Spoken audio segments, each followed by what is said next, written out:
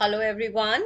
So today what are we going to do? We are going to study chapter number 6, that is materials around us. So let us quickly start. Now students, just observe objects around you.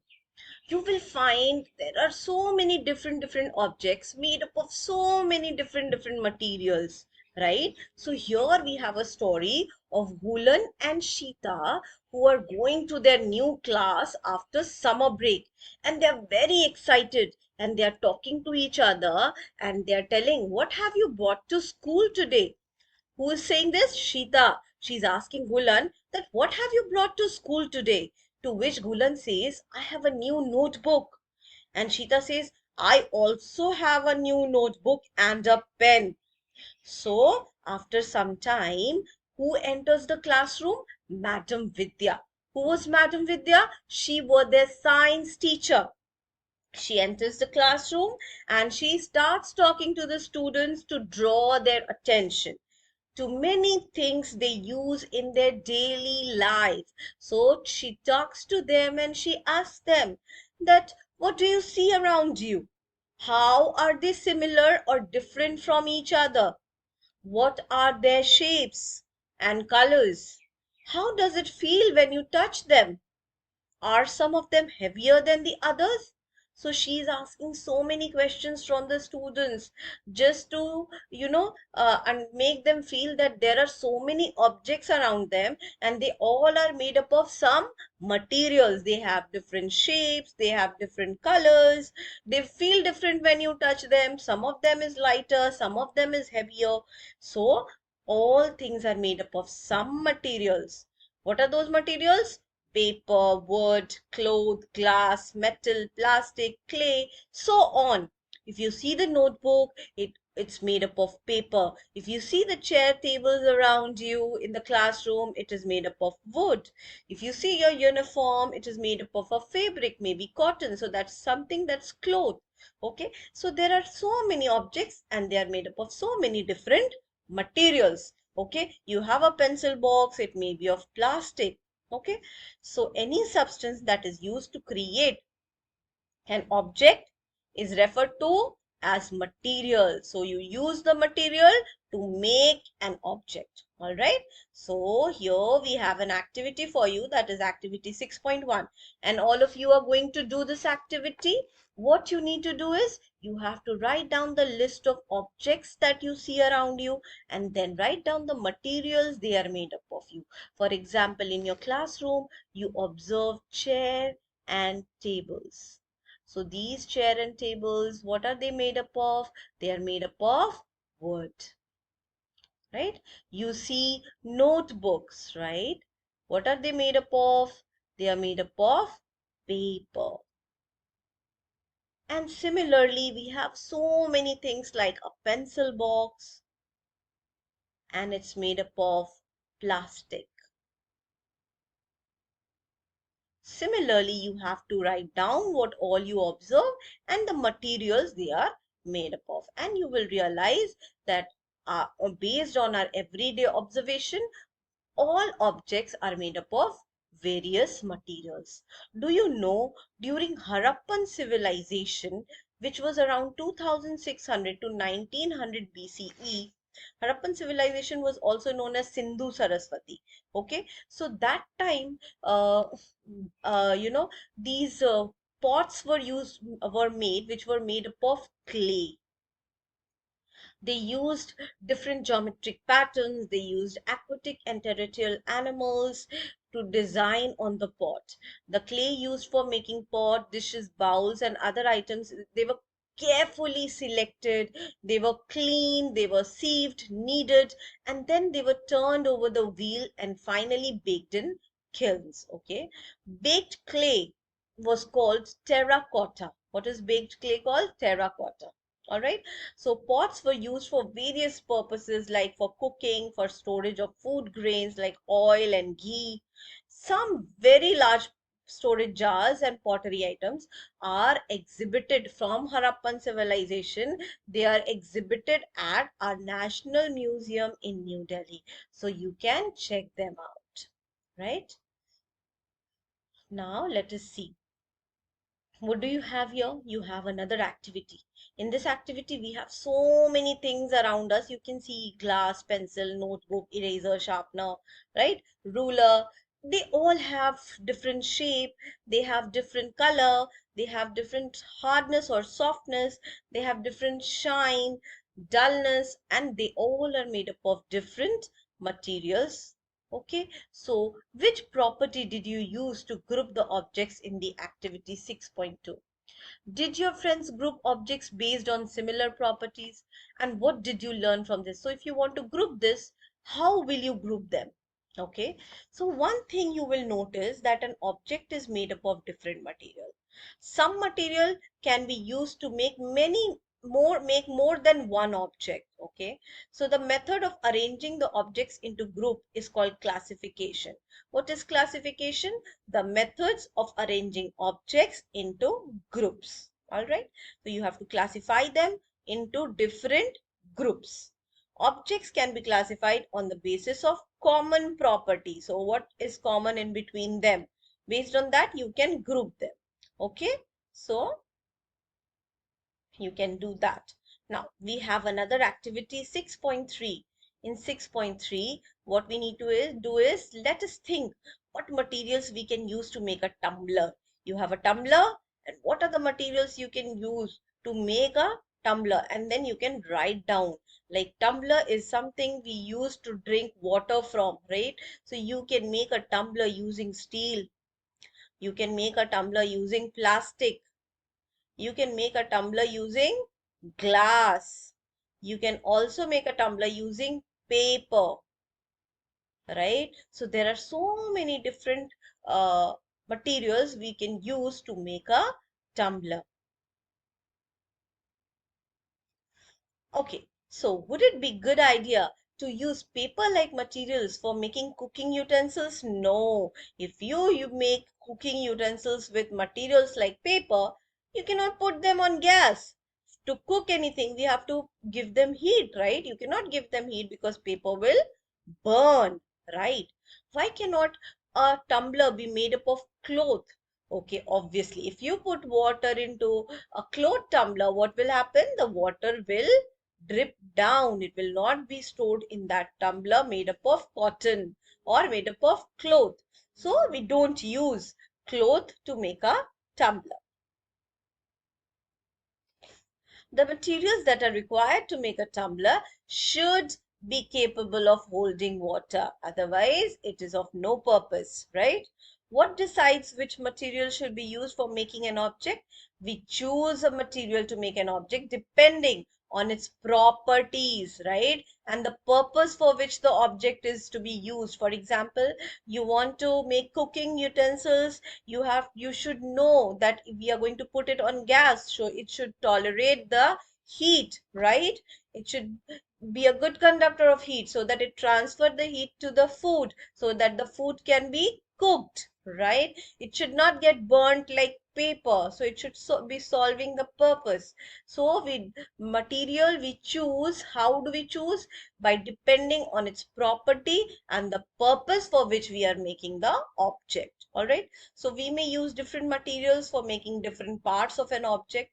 For example, if we are making a pen, pen is made up of different materials like plastic, metal, and then ink, right? So for one object we can use different materials. So we have Woolen and Shita talking. Why are different materials used for making balls for various sports? So we have football, we have a cricket ball, we have a tennis ball, and all of them are made up of different materials. So Shita is thinking, why are we using different materials? So he's saying, Gulan is saying, can a cricket ball be used to play tennis? No. So the purpose and the property need to be identified, and then only a material is selected to make an object. All right.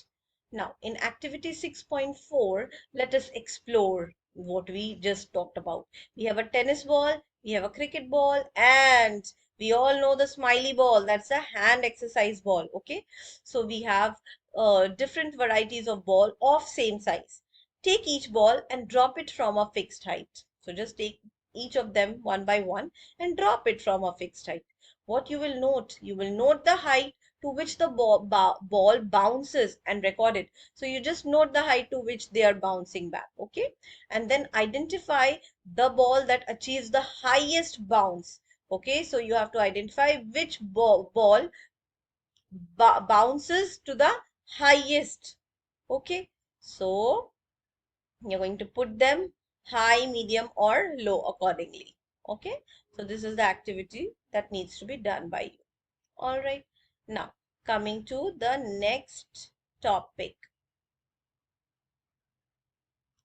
You might have grouped these objects according to their shape. So you can see figure 6.4, we have different objects. So if asked to group, how are we going to group them? We will put cones together, we will put cubes together, right? We will put prisms together. So we are going to group them as per their shapes. Some may also group them as per their color. So some may group them like all the purple ones together, all the pink ones together, the blue ones together, and the yellow ones together, right? So some may group them according to their shape, some may group them according to their color, some may also group them according to the materials they are made up of. Okay, so we have learned that materials may be classified on the basis of their properties. For example, in kitchen, we usually store things in such a manner where similar utensils are placed together. Similarly, a grocer usually keeps all types of spices in one corner, pulses, grains in another corner, and so on. So you may also visit the chemist shop and inquire about how medicines are arranged. All right, so all these are talking about grouping, or you can also say classification. How do you group different objects? Okay, so whether it is a chemist shop, they group as per the medicine. Headache medicines are kept one place. Children's pediatric medicines are kept at one place. Okay, fever medicines are kept at one place. So every place grouping and classification is done on some property. All right. So what are the different properties of the material? We know that the grouping is done based on their properties. So now let us see what are the different properties of materials. All right. So observe and identify the appearance of the material. The first thing which we need to do. So the materials, they look different from each other. Freshly cut wood, which is unpolished, has a distinct appearance, quite different from that of iron. Similarly, iron looks different from copper or aluminium, though all of of them are metals. However, there might be some similarities among iron, copper, and aluminium. What? They are different from wood. They all are metal. So when we talk about iron, copper, and aluminium, they are metal. When we talk about freshly cut wood, they are wood. Okay. Let us do a sorting challenge. Collect small pieces of paper, then cardboard, wood, chalk, copper wire, aluminium foil. Okay, you can collect any article that is made up of brass, bronze, or steel. Then take a look at the pieces you have collected. Do any of these materials shine when light falls on them? So you see, objects like steel or aluminium foil, when light will be falling on them, when you put a torchlight on them, they will shine. Whereas cardboard, paper, chalk, wood, they're not going to shine. All right, so you have to observe their texture, whether they are rough or smooth. So touch them and you feel that some of them are rough, some of them are smooth on texture. Then you check their color, they may be of different colors, okay, and other noticeable features, and then you have to record all your observations in a notebook. Once you record all the observation, what you need to do is group the collected pieces based on their appearance. All right, so this activity you have to give a try. All right. So while you group them, you will observe that they are materials that have shiny surfaces. Materials that have shiny surfaces are said to have a lustrous appearance. Okay, such materials with luster are usually metals. All right, examples of metals are iron, copper, zinc, aluminium, gold. Right. However, some metals may lose their luster and they start looking dull or non-lustrous due to the effect of air or moisture on them. As a result, we often notice the luster only on freshly cut surface. Non-lustrous materials are those that do not have shiny surface. So materials with shiny surface are lustrous, whereas materials that do not have a shiny surface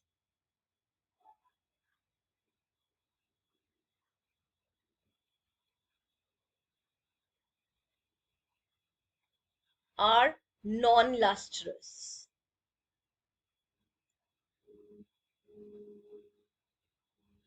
All right.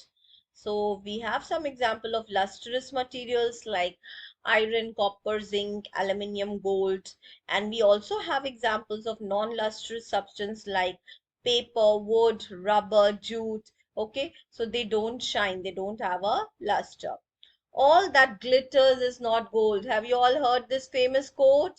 All that glitters is not gold. It is an old saying that not all materials that shine are metals. Some metals are dull and they do not shine. So surfaces made up of some materials are made shiny. How? By polishing or by coating them with thin layers of plastic, wax, or any other material which makes them look shiny.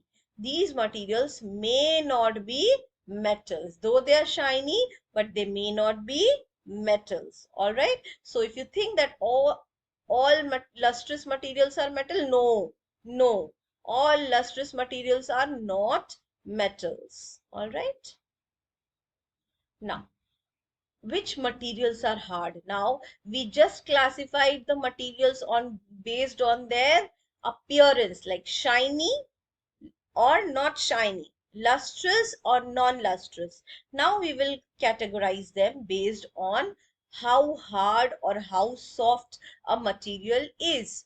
So when you press different objects or materials with your hand, some of them are like stones, very hard.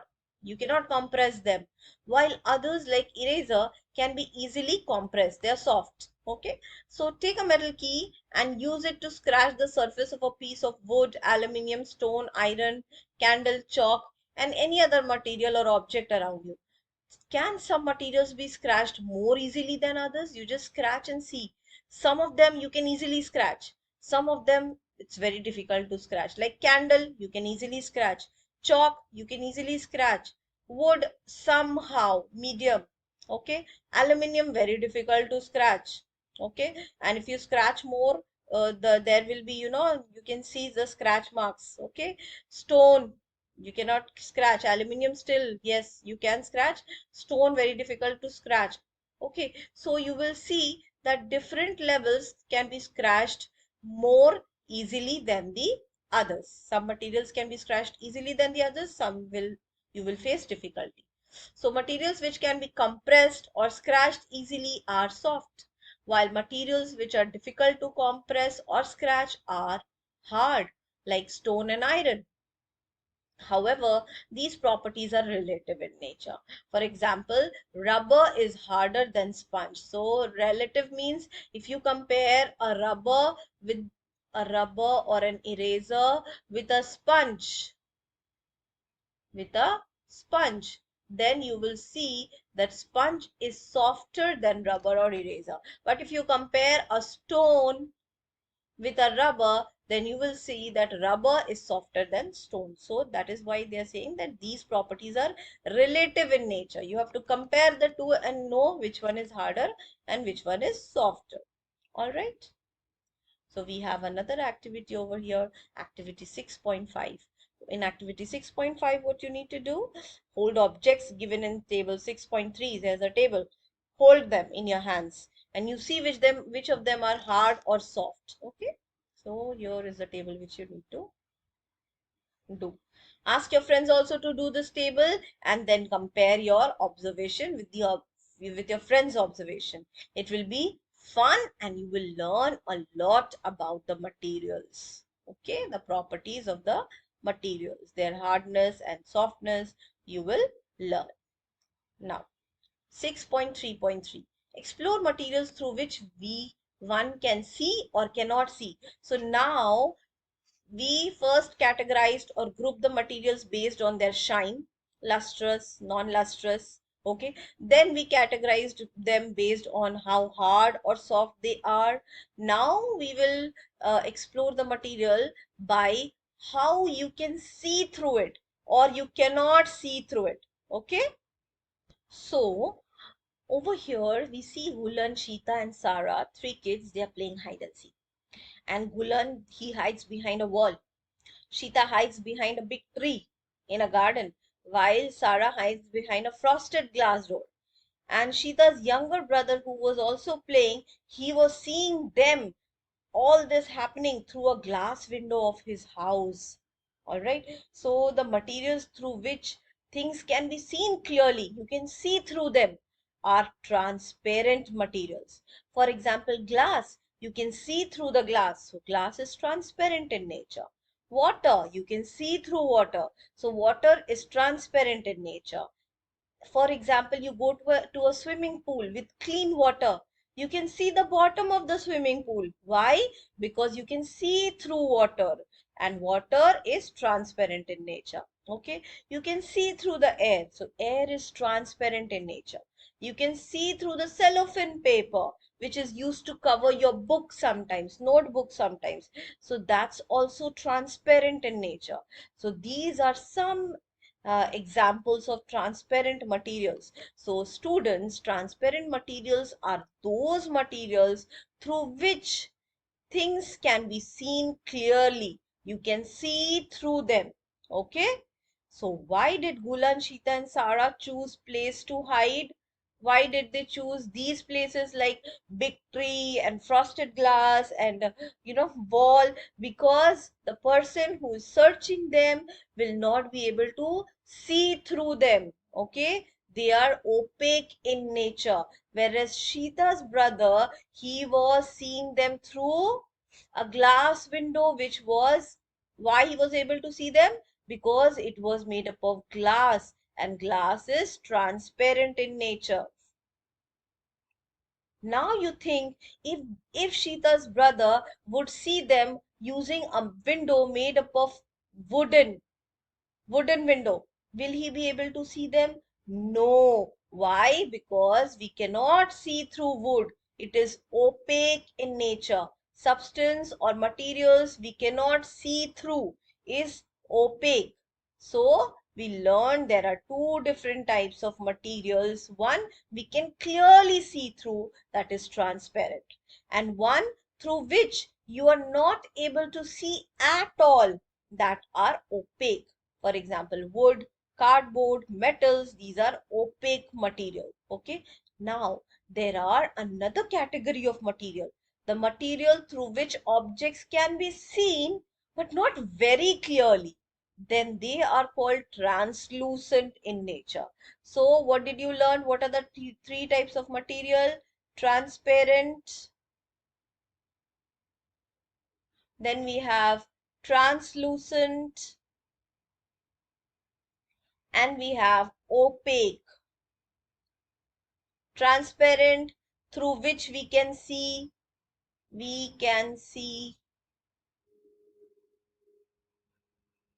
objects clearly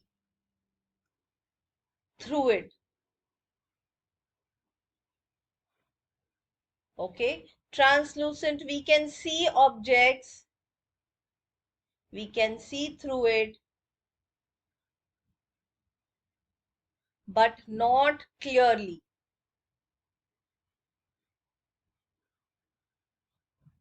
Okay, opaque, We cannot see through it.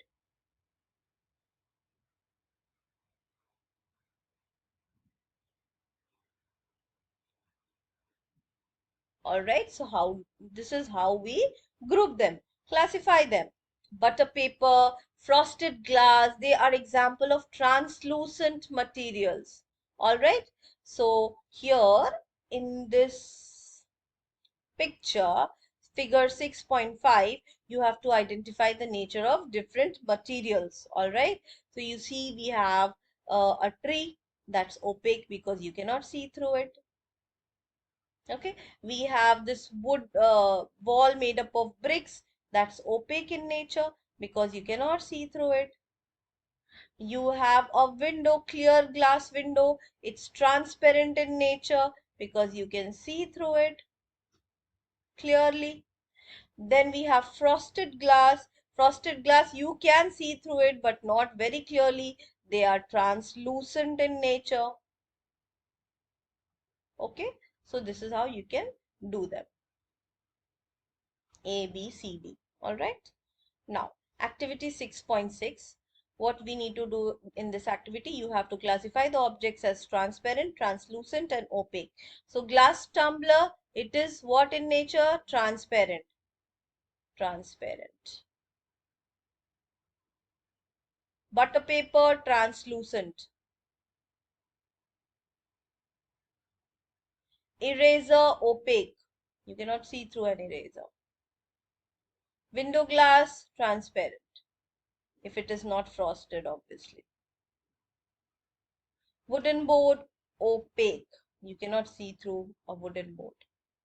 Frosted glass, translucent. So this is how you can categorize or group them based on their see-through properties. Okay, like in table 6.4 you can group them. Now we will study about the objects or the material that is soluble in water or not soluble in water. Okay, so you see that some material, if you put them in water, it will quickly dissolve. Whereas some materials, if you put them in water, they will not dissolve. You see here, Gulan, he was sweating because he came home after playing in the evening and he was feeling very tired and thirsty. So what did Gulan's mother do? She mixed a spoonful of sugar, a pinch of salt, and some lemon juice in a glass of tumbler, okay, a glass tumbler of water, and offered him a shikanji or a lemonade to drink. So how did she make this shikanji? In a tumbler of water, she dissolved a spoonful of sugar, then she add a pinch of salt and some lemon juice, and all of them got dissolved in water. That means they were soluble in water. Something that get mixed or dissolved in water are called soluble in water. So Gulan noticed that while his mother was mixing sugar and salt in water, the salt and the sugar disappeared after a while. Why did they disappear? Because they got mixed with the water. They got dissolved with the water, and that is why they are called soluble in water. Okay, so here we have an activity to understand this topic in a better way. So let us explore this activity 6.7.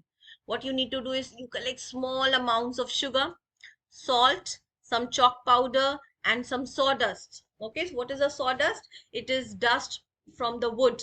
Okay, now take 5 glass of tumblers. You collected 1, 2, 3, 4, 5 items, sand also. So take 5 glass tumblers and put 2/3 of them with water. Fill them with water.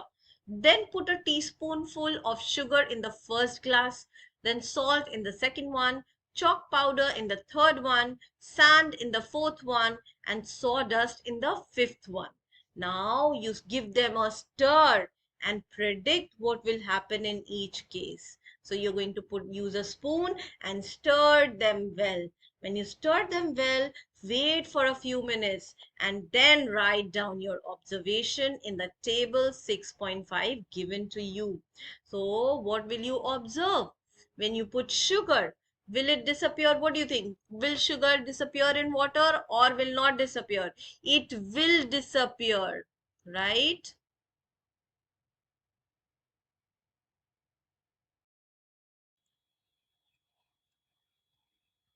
All right. And what this is your prediction? It should disappear, right? Because when we drink lemonade, we add sugar and it disappears. And what you observe, yes, it does disappear in water. It does disappear in water. Same way, salt. What do you think? Will it disappear? And then write down your observation after you put salt in water. Does it disappear? So, students, you are going to do this activity. Activities are very, very important for your learning. So if I do every activity, that won't be fair to you. So I want you all to try this activity, write down your observation and prediction, and if you face any difficulty, just let me know. If you want to study any particular topic, just let me know on my WhatsApp number. If I'm available, I'll be clearing your doubts if possible for me. All right, so let us go ahead now. So you might have noticed that some materials, they completely disappear when mixed in water. Now these are materials, when you put them in water and they completely disappear, they actually dissolve in water. In other words, we say that they dissolve in water. They are soluble in water. What do we say? That they are soluble in water. Some materials, they do not mix with water, like sand, okay, like sawdust, like chalk. They chalk powder, they do not disappear even after we stir them for a long time, because after 2 minutes you will see they settle down at the bottom of the glass tumbler. So these materials are insoluble in water. So we just came across two categories or two properties of material. One is soluble and one is insoluble. Soluble are those materials that dissolve in water. Materials that dissolve in water are called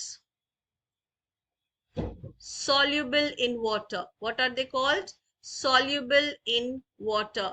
Whereas those materials that do not dissolve in water, that do not dissolve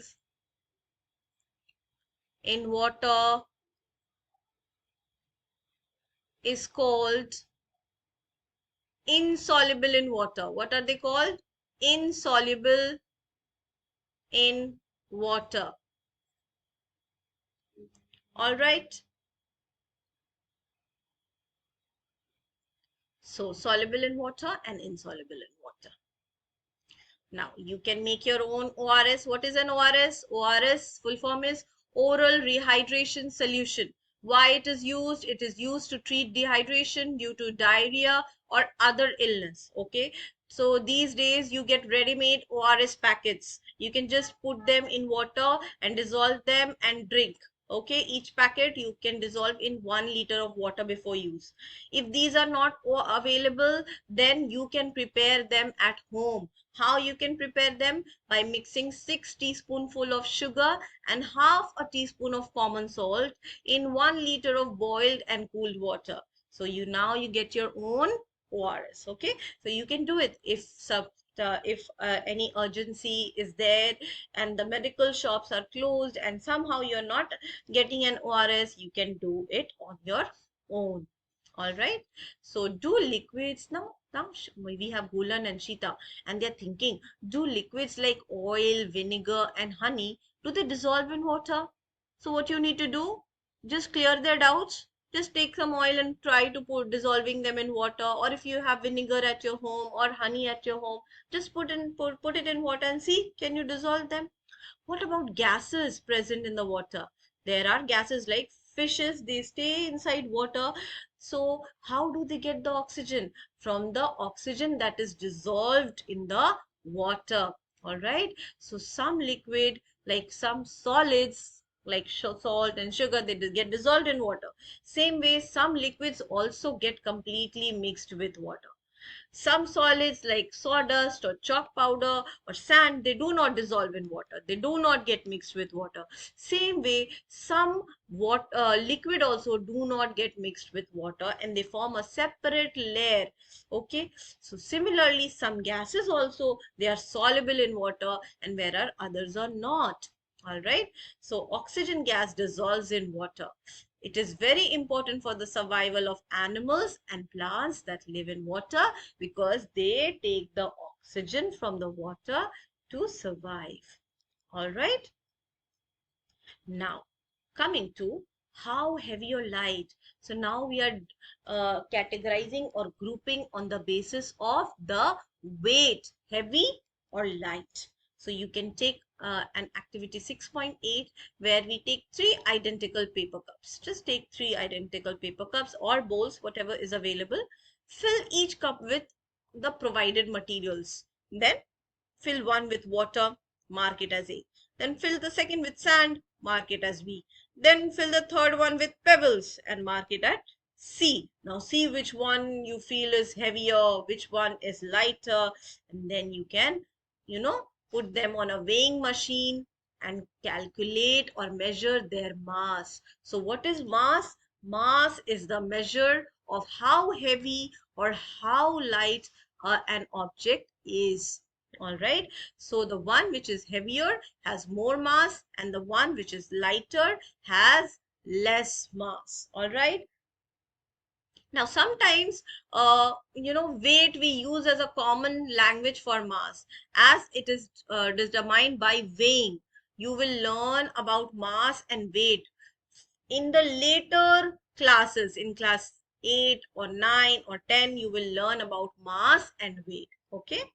They are two different terms, but as of now, we almost speak like weight and mass as the same thing. We will be learning about them in higher classes.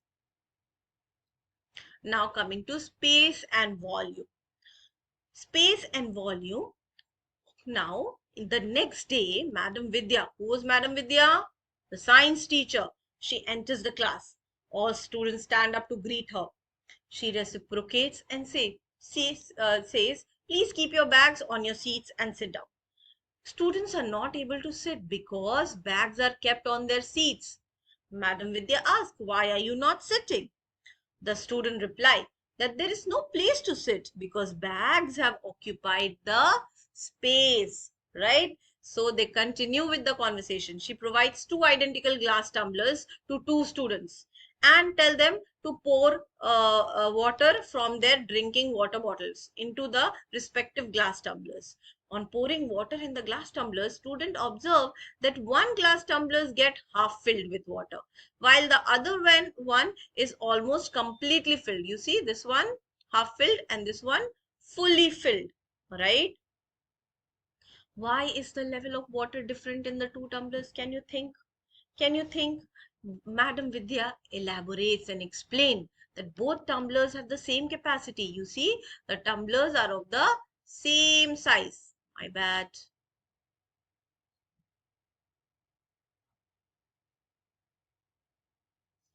The tumblers are of the same size. Same size.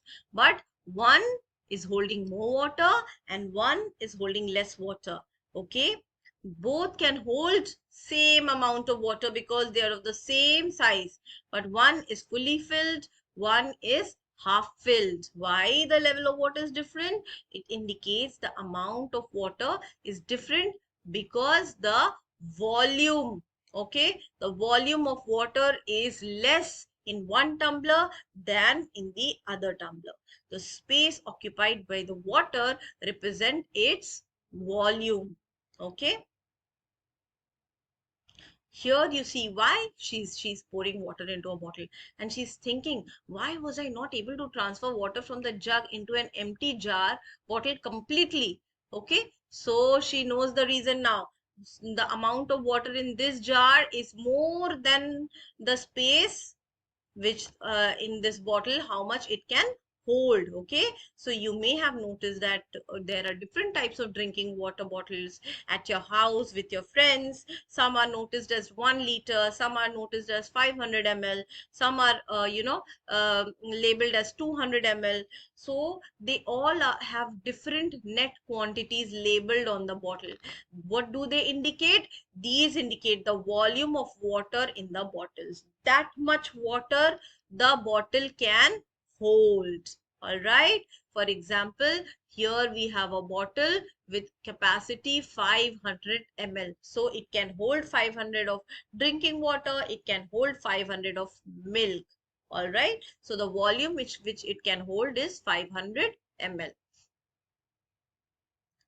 Now, have you become familiar with the properties of the material? All is clear. We divided the properties based on the hardness and softness, the luster and non-luster, how you can see through them or not see through them, heavy and light, the mass. Okay, so we have come to see so many properties of the materials, and all materials do not possess all these properties. Everyone have their own set of properties. Now we will talk about something that is called matter. What is matter? Matter is anything that has mass and occupies space. What is matter? Anything that has mass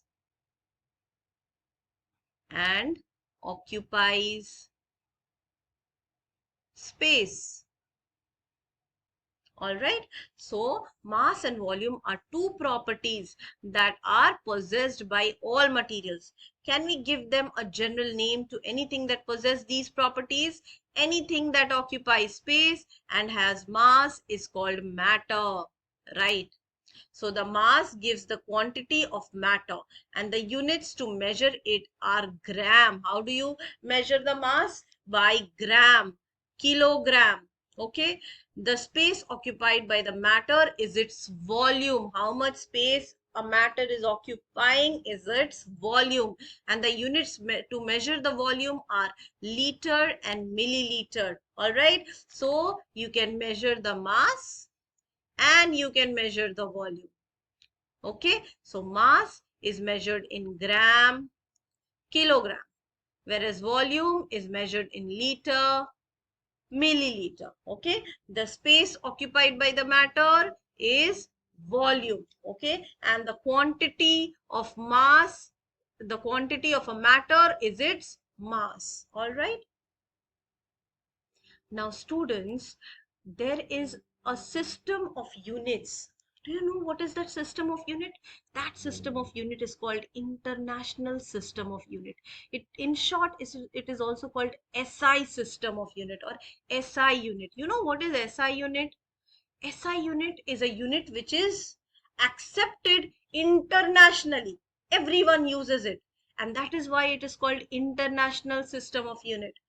In SI unit, the unit of mass is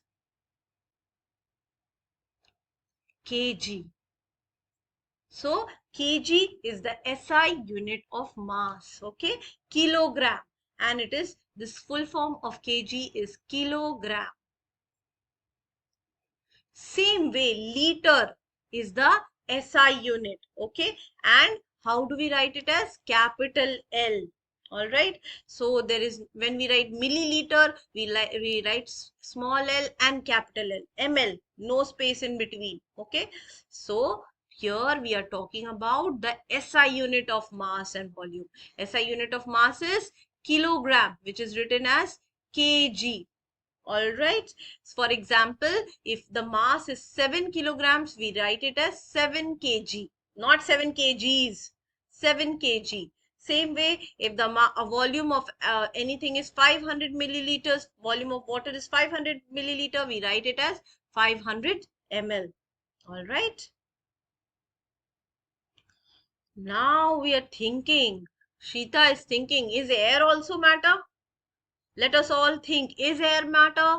Yes, air is matter too. Why? Because air What is matter? Matter is something that occupies space and has volume. So does air occupy space? Yes. Air occupies the space around you. Does air has volume? Yes. You fill the air in a balloon, so it just, what happens? Inflates, right? So it is occupying the space inside the balloon. That means it has volume also. Okay. So materials around us can be considered as different examples of matter. Okay. For example, water is matter. Sand and pebbles are also matter. Cup is also matter. Anything that occupies space and has mass is a matter. Materials are types of matter used in the creation of or making of objects. We learned that materials look different and behave differently. We grouped materials on the basis of similarities and difference in their properties. Okay, we find grouping useful as it helps us to study and observe the patterns and properties of things. Okay, humans have been classifying not only things but also rocks, plants and animals in groups. We have learned about classification of the living world in chapter diversity in the living world. Okay, so in this diversity in the living world, we have classified the living world, the living objects around us, right? So same way classification of non-living world is done in this chapter based on their properties. All right, so we have explored so many different objects made up of so many different materials, right?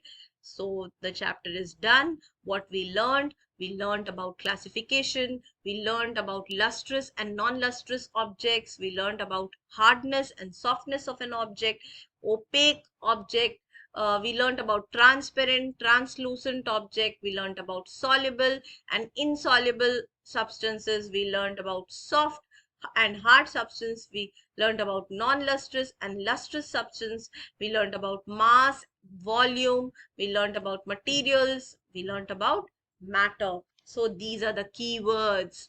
I hope you all are clear with these keywords.